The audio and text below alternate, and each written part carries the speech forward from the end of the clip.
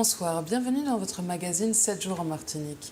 Nous ferons le point sur l'actualité martiniquaise avec notre invité Daniel Marie-Sante, élu et porte-parole de la CTM. Bonsoir Daniel Marie-Sante. Bonsoir. Comment allez-vous? Ça va. Un peu fatigué là, comme ça en fin de semaine, parce que la semaine a été hard, mais ça va. Alors justement, en parlant de la semaine, le procès d'Alfred Marie-Jeanne, prévu mercredi 2 mars, a été renvoyé au 9 novembre prochain. Les magistrats ont répondu à une demande de citoyens qui se sont formés partie civile dans ce dossier. Jean-Pierre Zabulon était au palais de justice mercredi. Reportage. Ce matin, au tribunal de Fort-de-France s'est déroulé le premier volet de l'affaire Green Parrot. Un premier volet qui n'en était pas vraiment un, puisqu'il s'agissait de décider si oui ou non le fameux procès intenté envers le président de la CTM, sa fille et Mark Frampton serait reporté ou non. Je ne suis pas un devin. Le tribunal, vous l'avez bien compris, était particulièrement embarrassé. Et je peux dire objectivement, et vous l'avez vu, que c'est une solidarité de pétrin. Cela veut dire qu'on veut sauver ceux qui ont fauté. Que par conséquent, on a envoyé ça, le tribunal a jugé bon de renvoyer ça au 9. C'est pas ça la véritable question. La véritable question est celle que je vous demande de comprendre. Je serai présent. Et j'ai bien dit, et retenez ça une fois pour toutes, qu'au-delà de ma personne, ce sont les juges qui étaient chargés de faire appliquer la loi. Je voudrais qu'ils soient là pour que je porte plainte contre eux définitivement. J'en ai marre avec cette justice qui ne peut pas laisser tranquille Alfred Marie-Jeanne pour une cause qu'il n'a pas commise. C'est-à-dire que des suppositions et on salit un homme, je trouve qu'on en a marre. Le 9 novembre pour donner une décision, ça commence à bien faire. J'en suis enragée, excusez-moi de l'expression, mais vraiment, j'en peux plus de cette justice à deux vitesses. Comment on peut décider avec des gens un référé en plein procès? On n'a jamais vu ça, c'est inadmissible. Il n'y a qu'en Martinique qu'on puisse voir ça. Et je comprends pour faire un voiture là, c'est pour faire sauver le noir oiseau Congo.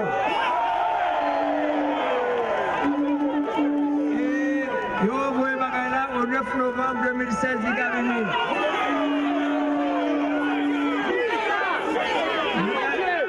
Parce qu'il a sauvé Corbeau pour que Corbeau lui soit parti.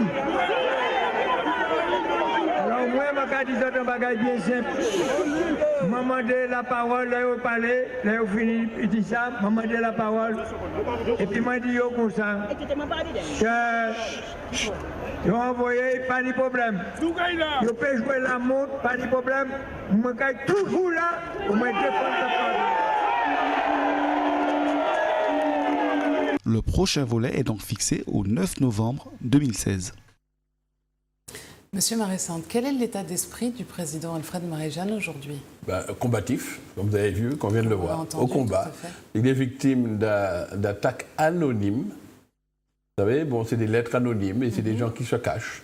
Et même le jour du procès, on apprend une révélation qu'il y aurait eu donc des personnes mystérieuses, des personnes fantômes, qui n'osent pas être présentes et qui se constitueraient partie civile pour défendre la collectivité.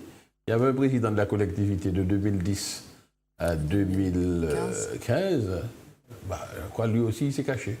C'est lui qui a fourni des éléments à la justice. Il le fait clandestinement. Et puis il cherche des sous-fifres de son parti pour, soi-disant, constituer partie civile, ces gens n'osent même pas apparaître devant le peuple. Il y a une persécution contre le président Marie-Jeanne, on veut le déstabiliser, on veut le rendre inéligible, on veut voler la victoire au peuple. Mais nous n'allons pas nous laisser faire. Mais alors, quelles peuvent être les conséquences d'une telle décision de justice, donc qui aura lieu le 9 novembre prochain, sur la CTM et sur la Martinique plus généralement? Quelle décision de justice vous parlez? La décision qui sera prise le 9 novembre prochain.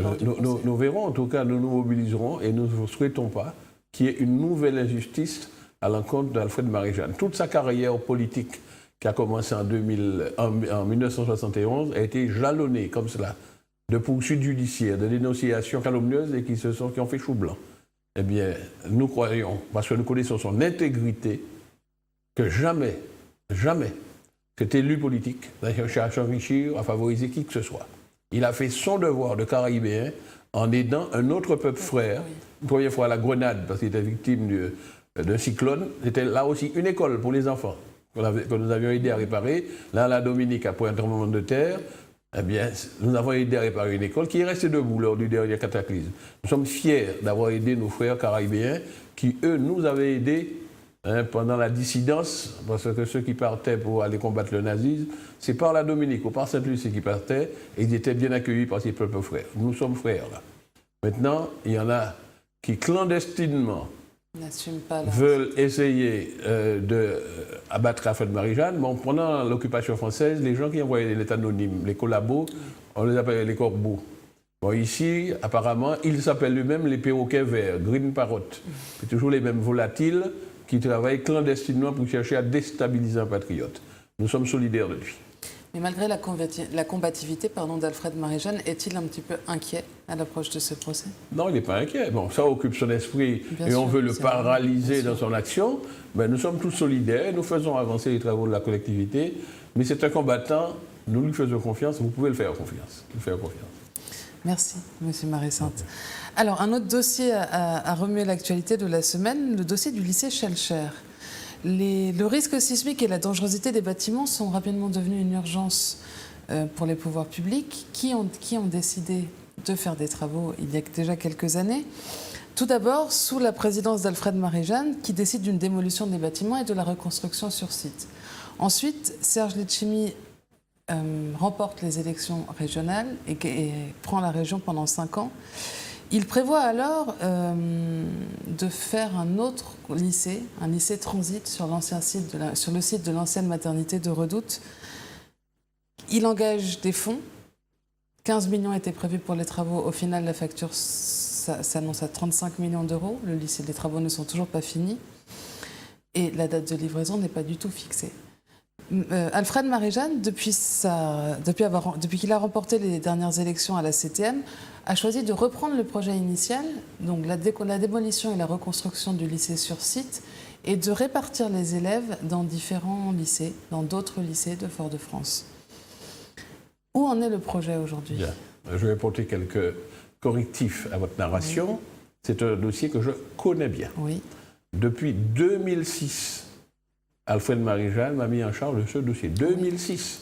Pourquoi 2006? C'est la date où nous avons fait faire un diagnostic parasismique. Parce que des collègues qui étaient des élus et en même temps des enseignants du Schellcher nous avaient apporté un témoignage que des plaques de béton commençaient à se détacher des structures du lycée et qui avaient été danger pour les élèves. Oui. Nous avons fait un diagnostic par un bureau d'études internationalement reconnu qui a diagnostiqué qu'en cas de séisme majeur, ces bâtiments ne resteraient pas debout. Mais il y en avait l'un d'entre eux qu'il fallait interdire immédiatement. Oui. Nous avions immédiatement sollicité l'autorisation de le démolir. À cette époque, la loi prévoyait que c'était auprès de représentants de l'État qu'on demandait l'autorisation. Il nous l'a donné, nous l'avons démoli, c'est le fameux bâtiment G, quand on regarde le lycée, le dernier à droite, qui n'existe plus maintenant.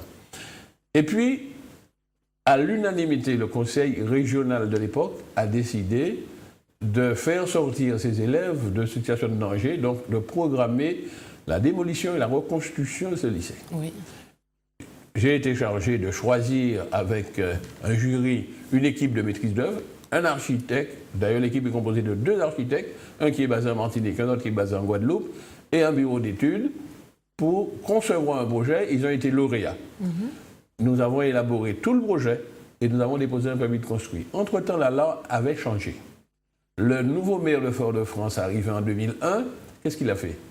Il a modifié les règlements du plan local d'urbanisme pour faire en sorte que nous ne puissions pas construire.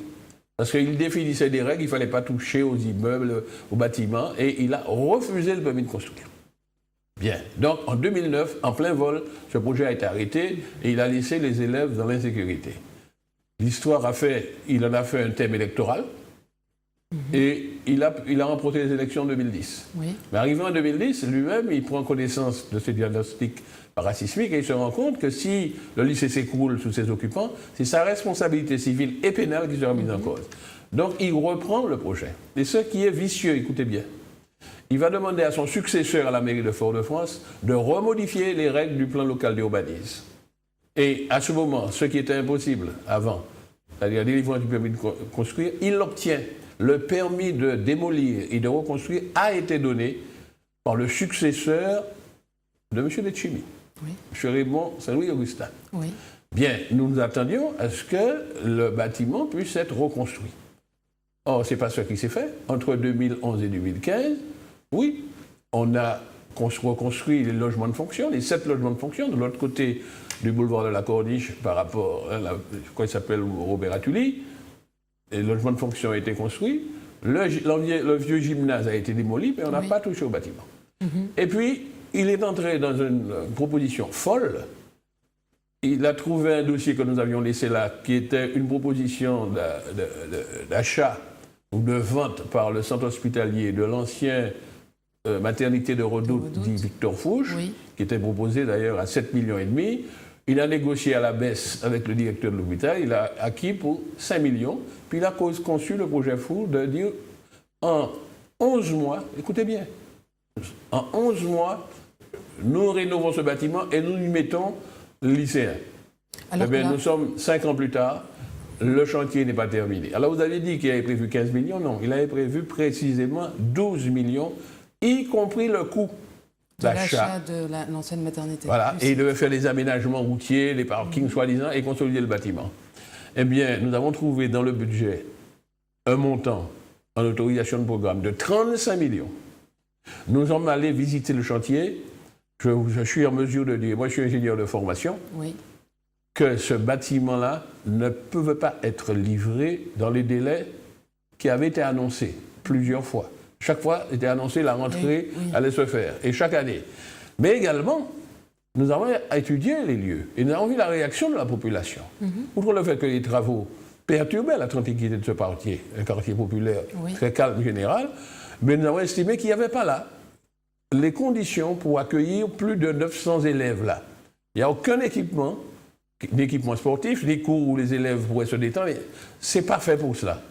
Donc, nous avons décidé, j'ai fait une proposition au président du conseil exécutif, et nous avons annoncé devant la plénière réunie publiquement que ce bâtiment ne va pas servir de lycée de transit.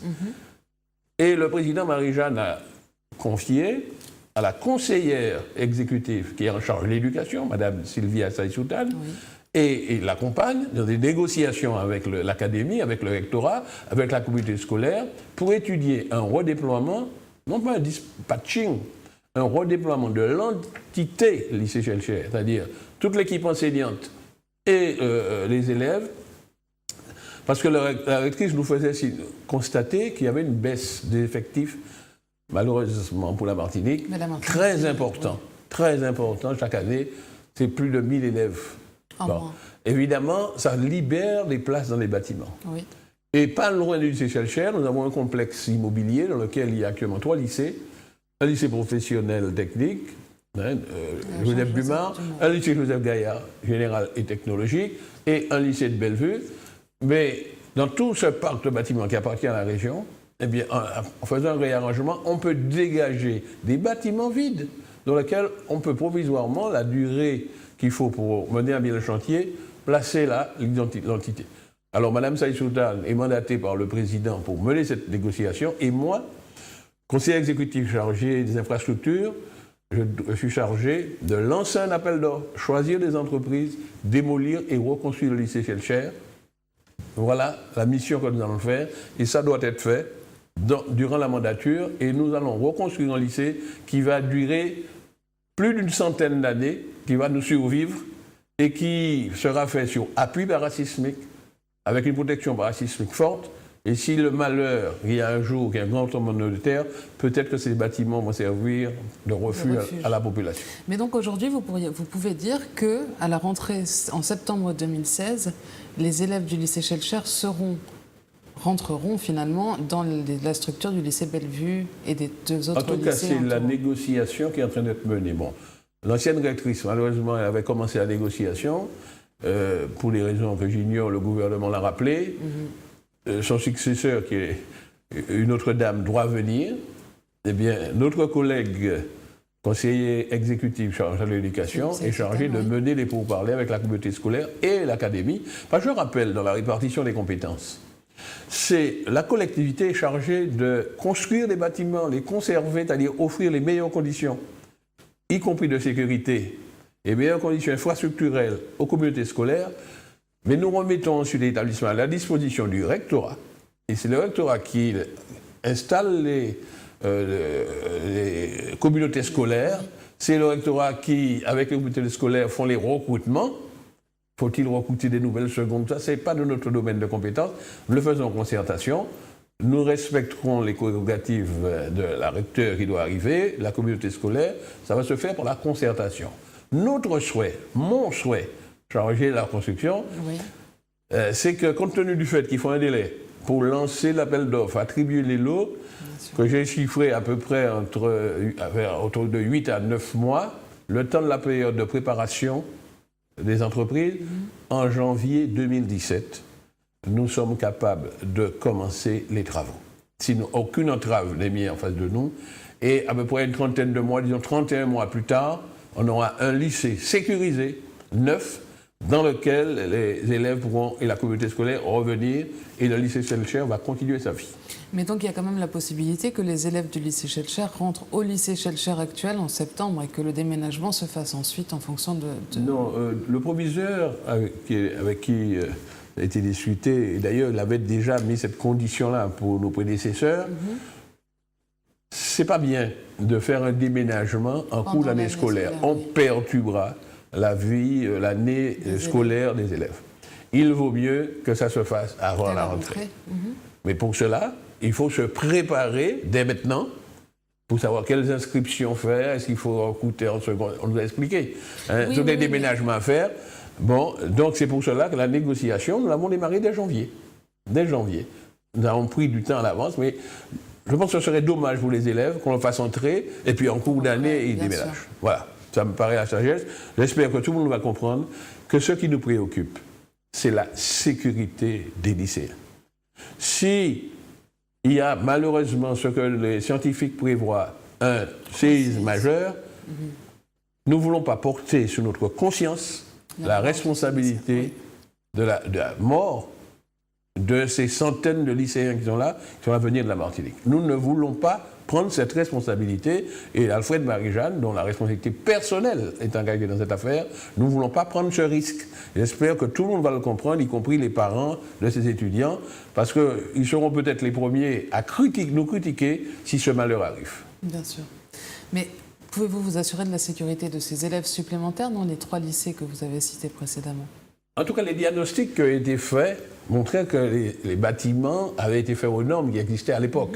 Et nous, d'ailleurs, quand on lançait encore un diagnostic sur la totalité de notre parc de lycées, pour faire des confortements, comme ça on dit, confortements parasismiques, il y a des travaux qui sont en cours, aussi bien dans les collèges, que désormais nous avons en charge non seulement les lycées, mais les collèges, la CTM. Il y a des travaux de confortation qui sont faits, qui sont là pour mettre en sécurité tous nos élèves dans les différents établissements scolaires, et nous allons le poursuivre. Voilà. Mais alors, que va devenir le site de l'ancienne maternité de Redoute, qui a quand même si les travaux ne sont pas finis, les travaux ont débuté, ça a déjà été une dépense. Bien, ces travaux se poursuivent. Je ne les ai pas arrêtés. Je vous remercie de me donner l'occasion de le dire, nous n'avons pas arrêté les travaux. Simplement, nous avons changé la destination de cet immeuble. Et nous avons demandé aux architectes et au bureau d'études de ne pas entamer des travaux qui sont liés à l'occupation pédagogique, des salles de travaux pratiques, etc. Mais nous avons étudié une occupation silencieuse, c'est-à-dire qui ne va pas nuire à l'environnement, et nous avons un grand besoin d'immeubles de bureaux pour nos propres collaborateurs. Vous savez que la mandature, juste avant nous, ceux qui nous ont précédés, ont chassé des stagiaires d'un centre, la Pointe de Jade, de l'AFPA, pour y mettre des collaborateurs. C'est-à-dire que les jeunes Martiniquais qui ont besoin de se former ont maintenant moins de locaux à leur disposition pour suivre leur stage à la Pointe de Jade. Donc ça veut dire qu'il y avait un besoin de loger des collaborateurs de la région. Et puis, il y avait des projets pharaoniques, ou bien qui coûteraient très cher, de loger des services dans la tour de la Pointe-Simon, avec un loyer super cher. À chaque fois que vous payez les loyers, donc c'est des budgets de fonctionnement. Quand vous avez vos propres bâtis, Vous enrichissez le patrimoine et vous logez vos services chez vous. Donc, en termes de budget de fonctionnement, c'est plus intéressant. Alors, nous avons proposé au président de réaffecter cet immeuble, une fois que les travaux seront terminés, sous forme de bureau pour accueillir nos collaborateurs. Et comme il est très vaste, on pourrait même, on peut imaginer, de mettre des bureaux à la disposition de partenaires qui ont besoin de bureaux pour exercer leur activité. Très bien. Voilà. Alors, reprenons l'actualité de la semaine, également animée par les conflits entre les sapeurs-pompiers et le SDIS. Le président Alfred Marie-Jeanne a reçu le collectif de pompiers de Martinique lundi à la CTM et s'est engagé à les aider financièrement. Qu'est-ce qui s'est dit dans cette réunion réellement? Alors, notez que le président Marie-Jeanne s'est comporté en super pompier, puisqu'il a éteint un incendie qui couvait depuis longtemps et qui avait fini par éclater et émerger. J'ai noté d'abord que notre arrivée, l'élection du président Marie-Jeanne a libéré la parole. Il y a eu un sentiment de libération et un certain nombre de collaborateurs qui souffraient en silence ont pu s'exprimer publiquement. Ils souffraient pourquoi? C'est parce que ce service qui est essentiel à la sécurité des personnes et des biens en Martinique était sous-doté. Mais ce qui est plus grave, ce service départemental d'incendie et de secours est constitué par l'ensemble des 34 municipalités plus le département, c'est-à-dire le conseil général. Et on a constaté que le conseil général, il faut le reconnaître, payait ses cotisations, parce que chacun doit apporter sa quote-part. Mais un certain nombre de communes traînaient les pieds. Et une dizaine, tous d'ailleurs pratiquement dans la même famille politique, ne payaient pas. Avec certaines, avec des cotisations dont la créance remontait jusqu'à 2004. Eh bien, ça a mis le SDIS en très mauvaise posture. Bien sûr. L'ancien président de région, allait dire comme on dit en Corée, a soutiré ça, parce que pendant 3 ans, il s'est presque substitué à des communes, et principalement à la commune qui est la plus proche, à la fameuse capitale, pour payer à sa place. Puisqu'il nous faisait voter 3 années d'affilée autour de 2 millions d'euros pour des choses qui ne relevaient pas de la compétence de la région, soi-disant pour aider les communes à payer leurs dettes vis-à-vis du SDIS. Et quand ils mettaient 2 millions, vous savez que la moitié allait à Fort-de-France. Et on constate que malgré ça, Fort-de-France avait plus de 5,3 millions de dettes. Comment la dette a pu arriver à 5 il y a une complicité, il y a une complicité des représentants de l'État. Je le dis en regardant la caméra, il y a une complicité. Parce que j'ai regardé les textes, ces cotisations relèvent des dépenses obligatoires. Oui, il est dit par la loi que lorsqu'une collectivité ne fait pas face à ces dépenses obligatoires par la loi, le préfet peut mandater d'office. Pourquoi le préfet de la Martinique a-t-il été aussi laxiste? Est-ce que c'est parce que c'est des amis du pouvoir? On se pose la question. D'autant plus que certains de ces maires, actuellement, se retournent en disant que la CTM n'a qu'à payer, ou la CTM n'a qu'à augmenter. Alors maintenant, le président Marie-Jeanne a écouté l'angoisse des pompiers. Il avait déjà fait ce que la loi lui permettait de faire. Il était allé jusqu'à ce que lui permettait de faire, c'est-à-dire de débloquer, sur la base d'un 12e par mois, pendant 5 mois, que le budget de la collectivité ne sera voté que plus tard. Nous avons été autorisés à aller jusqu'avant 31 mai, le vote du budget. Pour le moment, le budget n'est pas voté. Donc on fonctionne avec les différents partenaires par des dotations sur la base d'un 12e par mois. Donc il a regardé ce qu'on avait payé, ce que le département avait payé en 2015, et il a débloqué les sommes. Il a même anticipé. Oui, c'est une décision. Et puis, il a senti que les pompiers et le président du SDIS, qui est un collègue de notre groupe, qui vient d'être nommé, Belfort Birota lui a fait un rapport disant que, on ne peut pas simplement dire, les autres n'ont pas payé puis on ne fait rien. Les pompiers sont vraiment en difficulté. Il a décidé de proposer à l'Assemblée de faire un effort supplémentaire. Donc c'est une proposition parce qu'il n'est pas en mesure de trancher, c'est un dictateur qui tranche tout seul, donc il s'est engagé dans un protocole à reconnaître la sécurité comme une priorité pour nous et également de proposer à l'Assemblée d'abonder la dotation de 3 millions.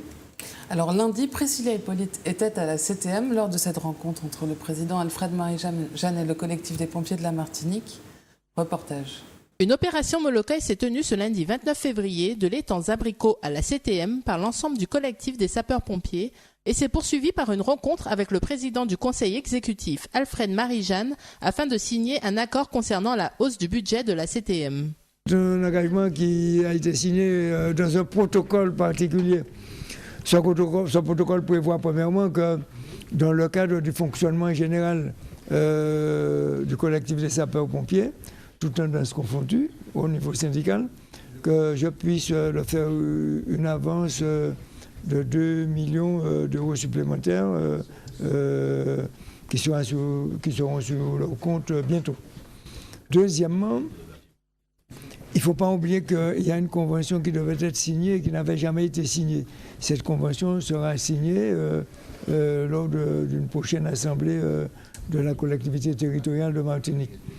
Troisième chose, j'ai pris l'engagement également de passer en plénière la possibilité d'accorder au minimum une somme de 3 millions d'euros supplémentaires pour que le budget désormais du SDIS, disons ça comme ça, du service départemental d'incendie et de secours, puisque c'est comme ça on l'appelle, soit placé au minimum au moins à 18 millions d'euros. Maintenant, tout ceci doit être fait par contre en plénière, je ne peux pas faire différemment. Donc, tout compte fait, je crois qu'on a répondu à l'attente des sapeurs-pompiers, de leur collectif, parce que pour moi, ils rendent un service public que l'on doit reconnaître. C'est pour le peuple martiniquais qu'ils le font et que désormais, il faut le mettre au niveau. Et je rappelle, je conclue en disant que, comme d'habitude, hors budget, nous pourrons prendre certains investissements pour permettre que le service soit au top.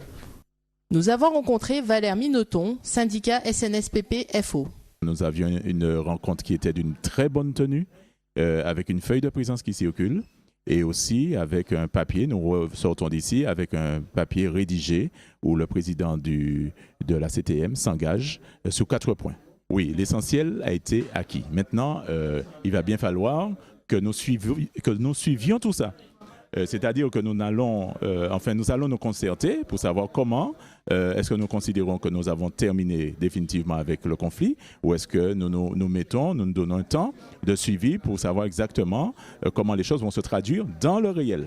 Parce qu'à l'heure où nous parlons, nous avons énormément de retard pour la réparation des engins, pour les recrutements, pour tout ce qui concerne les petits matériels et les équipements, les éléments d'équipement pour les soins notamment.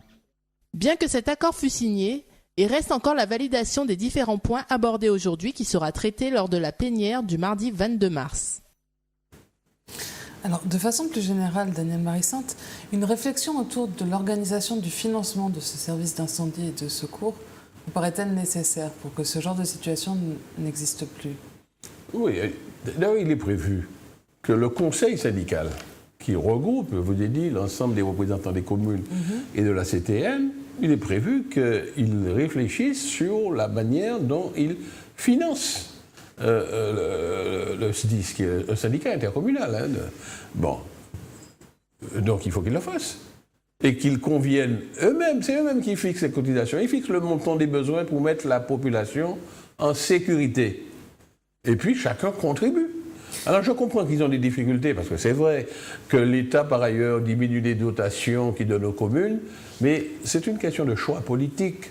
Il faut choisir d'honorer d'abord ses obligations avant de tomber dans le superflu, genre des feux d'artifice en fin d'année, des choses comme ça. Hein. Donc la sécurité est essentielle. Absolument. Voilà. Restons dans les questions politiques maintenant.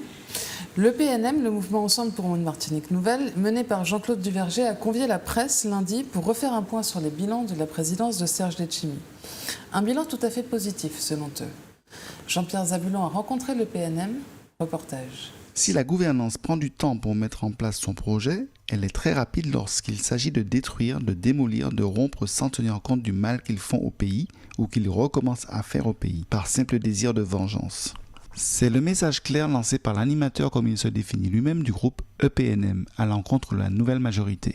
Vous avez bien compris que jusque-là, nous n'avons rien dit. Nous demande de voter pour que le président ait les possibilités de travailler. Nous avons tout voté, sauf le règlement intérieur, puisque nous avons souhaité de travailler dessus. Mais dans la réalité, aujourd'hui, on constate que s'ils prennent leur temps pour mettre en place leur projet, ils sont rapides en besogne quand il faut détruire ce qui existe. Et nous ne sommes pas les seules victimes. Le lycée Schellcher, j'ai rencontré des parents, j'ai rencontré des gens qui me posent des questions. Nous sommes forcés d'intervenir. Quel est l'intérêt pour la collectivité, pour l'exécutif, pour ceux qui sont responsables, de ne pas aller au lycée de transit que nous avions prévu, qui est l'hôpital, l'ex-maternité Victor Fouche, et puis choisir de répartir les enfants dans des collèges, dans des lycées un peu partout. Ce n'est pas juste, parce que je sais très bien, on a tous été parents, ou bien tous. On demande aux élèves leur choix, et les élèves choisissent en 1, 2, 3 par rapport à la priorité. Mais s'il y a un lycée incertain, les élèves n'iront pas là. Mon intervention, ce n'est pas pour critiquer, c'est pour contribuer. Je dis que j'ai tellement entendu parler du Zika, de la gravité de cette maladie, que je dis qu'il nous faut mettre des moyens, peut-être un peu plus que nous avions mis sur le chikungunya à l'époque. Il faut embaucher des gens, il faut aller matin un bambou qui a de l'eau, il faut aller dans les ravines, il faut aller un peu dans les rivières, il faut embaucher une centaine de jeunes, il faut mettre les moyens. Nous avions mis à l'époque pour cela, on avait mis des camions, on avait mis de l'essence, on avait mis des trucs, on avait mis plus de 2 millions à l'époque et le Conseil général avait mis aussi autant.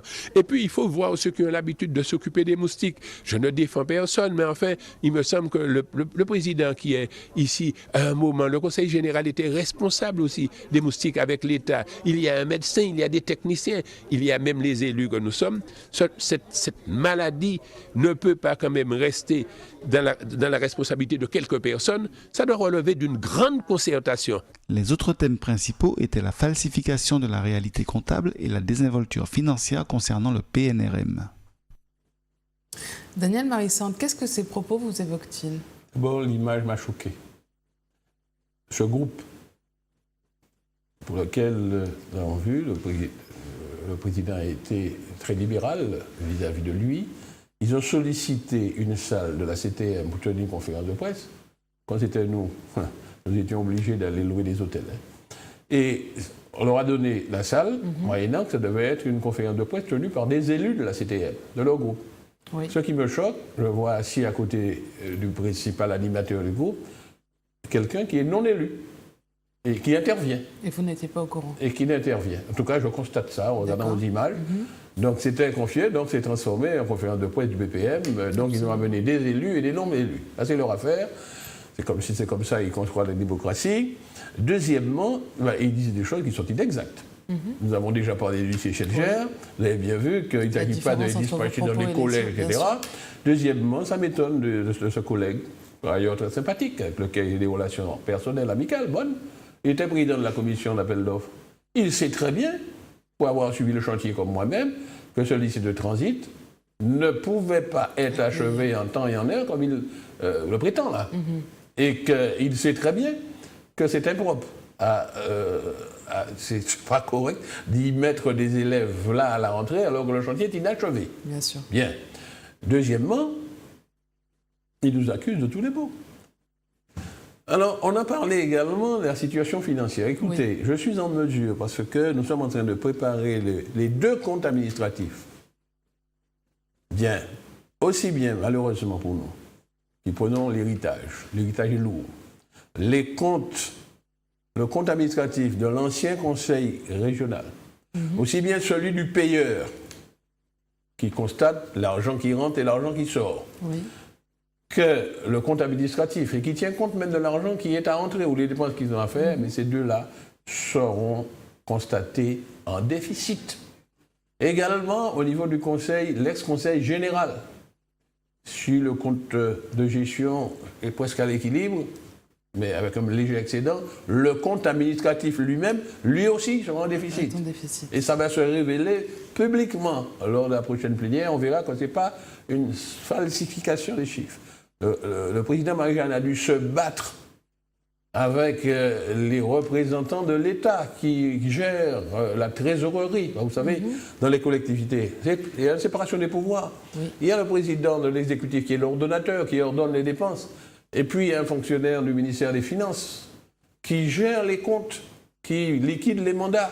Non seulement il les paye avec beaucoup de retard, mais au 31 décembre, il a été obligé de constater et de révéler finalement à force qu'il y a eu plus de dépenses que d'argent disponible. Et ça conduit à une situation déficitaire. Donc ce n'est pas des mensonges.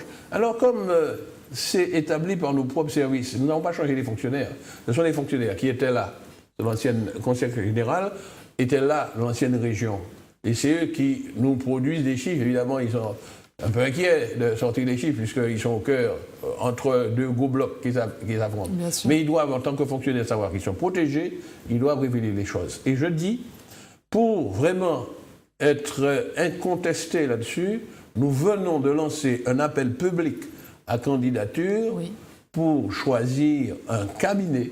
Donc il y a un appel d'offres qui va être publié dans la presse, on va pouvoir le constater, pour choisir un cabinet d'audit au-dessus de toute soupçon qui va venir faire un audit sur les finances de l'ex-conseil général, de l'ex-région, et également, parce que le personnel est immense, un audit sur l'organisation du personnel vous permet au président Marie-Jeanne d'y voir clair. Donc ça va se faire, c'est un engagement qui a été pris électoralement, le peuple nous a donné la majorité pour le faire, le cabinet va être choisi, il aura tout le temps pour faire son audit. Nous espérons que tout un chacun lui mettra à leur disposition toutes les informations qu'il faut, qu'il n'y aura aucune entrave à la mission qu'on leur a confiée, et ensuite nous allons rendre publics les résultats. Mais alors vous me disiez que les dépenses des régions, maintenant de la CTM, sont contrôlées, mine de rien, par des fonctionnaires de Non, ça a toujours été comme ça, dans toutes les collectivités. Comment y a-t-il pu avoir autant d'excédents si les dépenses sont contrôlées? Alors, attendez, non, ce n'est pas les dépenses qui sont contrôlées. Quel est le système dans la République française? Il y a une séparation entre la mission de l'ordonnateur, c'est-à-dire c'est l'élu qui ordonne les dépenses, qui dit « faites la dépense, j'engage la dépense ». Et puis, pour parler un peu simplement, celui qui tient le compte bancaire et qui va faire le chèque pour verser à l'entreprise ou bien à celui à qui on a fait la subvention, c'est le payeur. C'est un fonctionnaire du ministère des Finances. Des Finances. Bien. Alors, nous, à la collectivité, soit nous promettons des subventions, on envoie la délibération aux bénéficiaires, soit on fait travailler les entreprises envoient leurs factures, on vérifie que le service est fait, le mandat est établi par nos propres services et va à la pairie, à la pairie de la collectivité. Et évidemment, le payeur, il paye en fonction de l'argent dont il dispose. S'il a plus de mandat qu'il n'a d'argent, il ne peut pas payer. Et puis, le 31 décembre de chaque année, on fait un stop, un arrêt sur image, et on mesure la quantité des dépenses effectuées par la collectivité et les ressources qui sont rentrées, et on fait la comparaison entre les recettes véritablement qui sont rentrées et les dépenses effectuées. S'il y a plus de recettes que de dépenses effectuées, ça se termine par un excédent comptable. S'il y a, au contraire, et c'est le cas, plus de dépenses engagées, mandatées que de recettes, il y a un déficit. Et donc, voilà. On a constaté que c'est le cas pour l'ex-région. En attendant les résultats de cet audit... Mais ça va être révélé lors de la plénière où on votera le compte administratif. Oui, d'accord. Il n'y a pas longtemps à patienter. Mais vous savez que quand vous établissez un compte administratif, il y a toujours un tas de polémiques. Alors on fait appel à un tiers compétent pour faire l'audit. Voilà.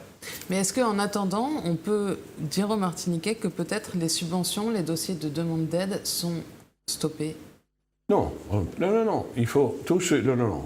Le président Marie-Jeanne s'engage. Parce que nous avons bien étudié des textes. Ce que nous disons là, c'est ce qui s'est passé, la photographie au 31 décembre. Oui. À partir du 5 janvier, le président Alfred Marie-Jeanne a pris la barre, puisque la collectivité territoriale de Martinique, en réalité, a pris naissance au 1er janvier. Donc c'était férié, donc dans la pratique, il a fallu attendre la plénière du 5 janvier pour mettre les choses en marche. 19 janvier, on a continué, et il a pris la barre, et il fait face aux engagements pris avant lui. Donc beaucoup de dépenses engagées avant lui, la loi nous fait obligation d'assurer la continuité. Donc il a fait ce qu'il faut pour avoir de nouvelles recettes en trésorerie, et on liquide au fur et à mesure les mandats en souffrance. Mais nous disons aux Martiniquais, ceux qui pensent qu'ils remplissent les conditions pour avoir droit à des aides, parce qu'il y a des critères, nous avons demandé au service de continuer à inscrire les dossiers.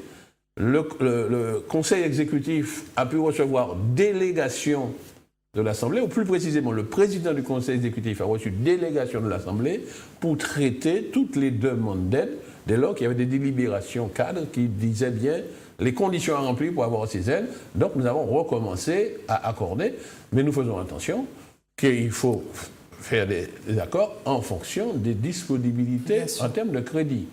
Et je rappelle à vos téléspectateurs qu'en l'absence de budget, on ne peut pas dépenser chaque mois plus d'un 12e du budget de l'année précédente. Donc, janvier, février, mars, avril, jusqu'à mai, c'est cette règle, c'est dans cette limite-là que les aides sont accordées. La priorité, évidemment, de payer d'abord les salaires de nos collaborateurs. Voilà. C'est certain et normal. Alors, pour revenir au monde de l'éducation, cette semaine, assez subitement, Catherine Berthaud-Lavenir, maintenant ex-rectrice de la Martinique, a été remplacée par Béatrice Cormier, vous en parliez tout à l'heure, ex-rectrice de Poitiers. La décision a été prise lors du Conseil des ministres du 2 mars. Manuela Manlouis nous donne des précisions. Béatrice Cormier, 57 ans, inspectrice générale de l'administration de l'éducation nationale et de la recherche de première classe, est nommée rectrice de l'Académie de la Martinique. Sa nomination a été faite en Conseil des ministres ce mercredi 2 mars. Elle connaît la fonction, ayant déjà été rectrice de l'Académie de Poitiers de novembre 2008 à octobre 2010. Titulaire d'un doctorat de linguistique et phonétique sur la représentation de la déportation dans les camps nazis au cinéma, elle a été maître de conférences en sciences de l'information et de la communication à l'Université Nancy II de 1988 à 1999, puis à l'Université de Cergy-Pontoise jusqu'en 2002. Elle devient professeure des universités cette même année. Professeure en sciences de l'information et de la communication, elle a été de 2005 à 2007 directrice de cabinet et vice-présidente de l'Université de Cergy-Pontoise. Auteure de nombreux ouvrages et articles sur les médias, l'espace public et le lien social, Béatrice Cormier s'est également intéressée aux acteurs sociaux et territoires. Elle a tenu plusieurs conférences, colloques et séminaires doctoraux. Elle remplace donc Catherine Berthaud-Lavenir. Daniel Marissante, est-ce que ce changement de recteur d'académie peut-il avoir des conséquences sur les différents projets éducatifs en cours? J'en sais rien. Vous savez que les recteurs, comme les préfets, sont désignés au Conseil des ministres. Alors, comme nous sommes en pays colonisé, ce n'est pas les élus martiniquais qui choisissent ni le préfet ni la rectrice. C'est le préfet, représente tous les ministres, et précisément, le recteur ou la rectrice représente le ministre de l'Éducation sur notre territoire. Bien, donc, quelle que soit la personne physique, cette personne est chargée d'appliquer la politique du gouvernement français ici, en matière d'éducation. Donc, nous lui souhaitons la bienvenue ici.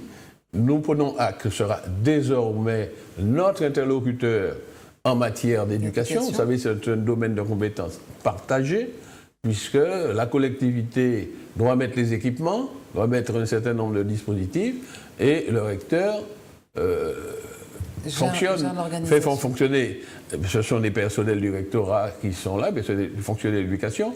Et puis nous avons des choses qu'il faut faire ensemble, les cartes de formation, les cartes, vous savez, le plan de développement. Donc nécessairement, il y a un partenariat qui soit établi. J'espère qu'il est indépendant de la qualité de la personne, mais c'est un partenariat qui va faire se confronter ou s'harmoniser la politique de la collectivité et celle dictée par le gouvernement.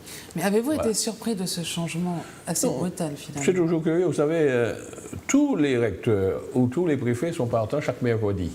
Oui. Maintenant, évidemment, les journalistes, les politologues essaient d'imaginer pourquoi. Est-ce que c'est parce que les premiers contacts, certains le disent, avec le président Marie-Jeanne, s'étaient très bien passés et elle était prête à travailler avec nous pour le transfert de la communauté scolaire. Il y en a certains qui veulent que nous échouons là-dessus, le transfert vers le lycée Selcher pour permettre leur construction. Est-ce que c'est ça qu'on a sanctionné? Je ne sais rien, mais on verra. L'histoire va le dire, nous verrons avec quelle directive celle qui va prendre sa succession arrive. Mais vous ne perdez pas votre cap? Pardon? Vous ne perdez pas votre cap? Ah non, moi, nous sommes déterminés, hein, nous avons réparti, nous avons des Martiniquais, près de 84 000 Martiniquais qui nous ont fait confiance, nous allons mettre en œuvre la politique que nous étions engagés devant eux à mettre en œuvre. Alors, parlons de l'Inde maintenant. L'ambassadeur en France, Mohan Kumar, était en visite cette semaine en Martinique. Le maire de Fort-de-France, Didier Lagarde, l'a reçu mardi. Une rencontre qui a également permis à l'ambassadeur de découvrir la stèle de Gandhi au quartier de la Croix-Mission. Jean-Pierre Zabulon a assisté au dépôt de gerbes. Reportage. Le syndicat CDMT, Centrale démocratique martiniquaise du travail, est vent debout contre la réforme du Code du travail. Selon les membres de l'organisation, cela s'apparente à une véritable destruction de la sécurité des travailleurs et une remise en cause de leurs acquis sociaux. Il n'y a rien de bon dans la réforme qui est programmée. C'est un plan de démolition du Code du travail. Ce que le gouvernement et le MEDEF veulent, c'est tout simplement de renverser ce qu'on appelle la hiérarchie des normes. La hiérarchie des normes, c'est le principe qui veut qu'il y a la loi qui est représentée, qui est dans le Code du travail, avec les décrets, que ceci constitue un socle en dessous duquel on ne peut pas aller en ce qui concerne les droits des salariés. Et donc, les conventions collectives ne peuvent être que plus favorables que le Code du travail et les accords d'entreprise ne peuvent être que plus favorables que les conventions collectives. Ce que ces messieurs veulent faire, c'est de permettre l'inverse, c'est-à-dire de permettre que des accords d'entreprise qui sont faits au niveau le plus élémentaire, c'est-à-dire là où les pressions sont les plus fortes, là où le chantage à l'emploi est le plus terrible, et bien faire qu'à ce niveau-là, on puisse remettre en cause les conventions collectives, on puisse remettre en cause, y compris la loi, dans un sens évidemment défavorable aux travailleurs. C'est ainsi qu'on nous dit que les 35 heures, on ne va pas y toucher, mais seulement au niveau de l'entreprise, on pourra signer des accords disant qu'au-delà de 35 heures, on est payé en heure normale, ça veut dire que c'est la destruction des 35 heures, ou bien que l'on est payé avec des taux qui sont inférieurs à ce qui est aujourd'hui la situation. Ce qui est fait maintenant en ce qui concerne la représentation des salariés, on diminue les instances, on diminue le temps dont on dispose pour le travail de délégué du personnel. Bref, c'est une attaque en règle. La CDMT appelle l'ensemble des syndicats de Martinique et de Guadeloupe à mutualiser leurs forces dans un grand meeting prévu le 10 mars. Déjà ce matin, les membres de la CDMT se sont rassemblés devant la préfecture pour une action symbolique. Pas décontrôler, contre du travail. Pas décontrôler, contre du travail. Petite erreur technique que nous allons rattraper. Il s'agissait d'un reportage sur la contestation contre la loi Khomri, la réforme du Code du travail. Une forte mobilisation était annoncée. Une forte mobilisation a été présente en métropole, notamment toute la semaine, et en Martinique, comme nous l'avons vu, la CDMT. La CDMT a souhaité montrer son désaccord avec cette réforme. Que pensez-vous de cette réforme, monsieur? Elle est catastrophique. Moi, je suis d'ailleurs étonné qu'un président de la République, un gouvernement qui se prétend de gauche, fait ce que la droite n'avait pas osé faire. Vous savez, en France, la tradition, c'est que le droit du travail est un droit protecteur des salariés. Un droit protecteur des salariés. Et ici, nous avons une tissu de petites entreprises, beaucoup de salariés ne peuvent même pas bénéficier de la présence de délégués du personnel parce que les effectifs ne peuvent pas. Eh bien, c'est quand, au contraire, il y a une convention collective de branche et son entreprise relève cette convention, il peut avoir quelques avantages parce que les négociations ne peuvent pas se faire à l'intérieur. Bon, casser le code du travail, affaiblir les conventions collectives, c'est livrer sans défense les travailleurs à l'exploitation capitaliste qu'il y a dans les entreprises. Moi, je connais ça. J'ai été dirigeant syndical pendant plusieurs années. Bien, d'avoir mes fonctions politiques ont fait qu'il me fallait faire un choix à un moment donné, mais je suis resté avec des attaches syndicales très fortes. Je dis que les salariés au sein des entreprises, surtout les petites entreprises, ont besoin d'un droit protecteur. Il ne faut pas vivre ça comme une entrave. C'est protégé. Alors, chaque salarié, c'est le jour qu'il est en but à des difficultés, qu'il découvre comment c'est nécessaire qu'il soit syndiqué et comment c'est nécessaire qu'il y ait un droit qui le protège contre l'exploitation. Donc, je déplore que ce gouvernement ait pris la responsabilité de casser le Code du travail. Vous voyez, l'aile gauche du Parti socialiste et le Parti socialiste risquent d'éclater à cause de cela. C'est déjà un peu le cas. C'est dommage. Mais alors, parce qu'on se prétend de gauche. Certains syndicats demandent la réécriture de certains articles et d'autres, comme Force ouvrière ou la CFDT, me semble-t-il, demandent l'annulation de cette réforme.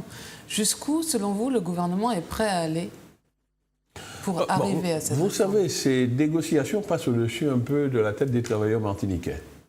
Lorsque j'étais dirigeant syndical, nous avions choisi de créer un syndicat authentiquement martiniquais, la CSTM, et nous croyons davantage aux conventions que nous écrivons face aux organisations patronales sur notre territoire. Et nous sommes de ceux qui avons fait reconnaître la représentativité des organisations syndicales martiniquaises. Lorsque les grandes centrales françaises négocient, ils négocient à leur taille. Puisque c'est pour les entreprises de plus de 50 salariés, 100 salariés. Quand je lis certains accords, je me dis mais c'est inapplicable en Martinique. Nous avons besoin d'accords négociés entre les organisations syndicales martiniquaises et les branches et les représentants des entreprises martiniquaises, qu'ensemble nous établissions des textes à la dimension de notre pays. Nous rêvons de cela parce que les organisations syndicales françaises, que je connais bien par ailleurs, je les ai rencontrées, eux aussi raisonnent comme nous, mais raisonnent à l'échelle de l'Europe. Nous avons besoin de raisonner à l'échelle de notre pays. Donc que l'on reconnaisse le droit syndical des organisations syndicales martiniquaises, et il faut qu'en face, il y ait des organisations professionnelles d'employeurs qui acceptent au moins chaque année de s'asseoir et de discuter et le dialogue social. Au poste où nous sommes prêts à contribuer, à faciliter le dialogue social pour résoudre les problèmes que nous rencontrons. Très bien, merci, M. Marisante.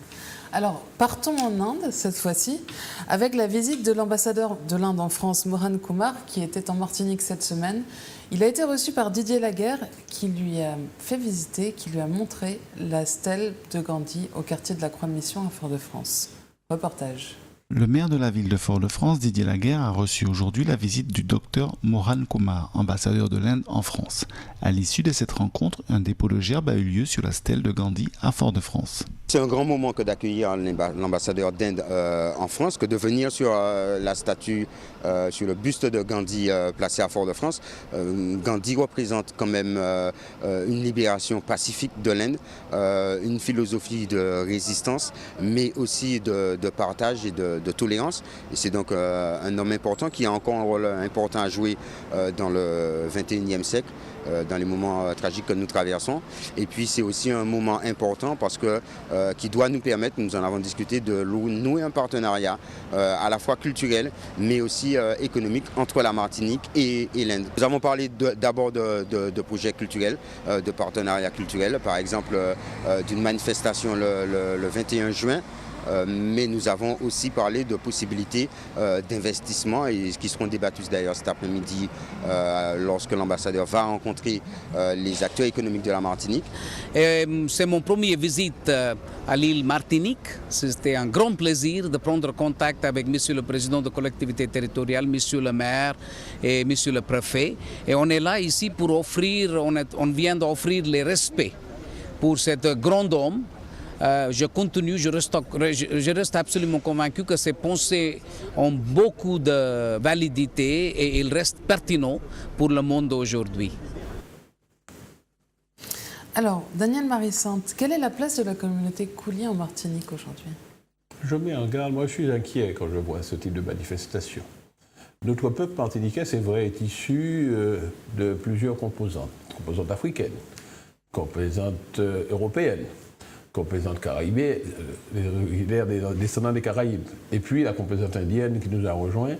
Tout ça doit fusionner pour faire un seul peuple. Je suis inquiet parce que les tentations de faire du communautarisme, vous avez parlé de la communauté Kouli. Vous savez, c'était le terme donné qui avait un sens péjoratif. Oui. Il y a même des écrivains, des auteurs qui parlent de la coulitude, d'autres parlaient de la négritude, disant attention. Nous avons un peuple martiniquais. Et nous mettons en garde nos amis qui sont d'origine, d'ascendance indienne, comme nos amis qui sont d'ascendance africaine. On parle des Afro-Antillais. Attention, Il y a un phénomène que nous avons observé à Trinidad, puisque les deux communautés d'origine africaine, descendants africains d'origine indienne, pour une même fois, il y a des affrontements politiques. Bon, nous ne souhaitons pas ça dans notre pays. Nous souhaitons tisser une amitié avec l'Inde. C'est une puissance émergente qui occupe de plus en plus une place importante. Il faut faire la coopération. Mais j'ai vu des images comme si on avait mobilisé que des descendants de la communauté indienne arrivés chez nous il y a à peu près un siècle et demi. Nous souhaitons les considérant comme des Martiniquais, comme tous les autres, et même y compris la composante européenne, c'est la thèse du MIM.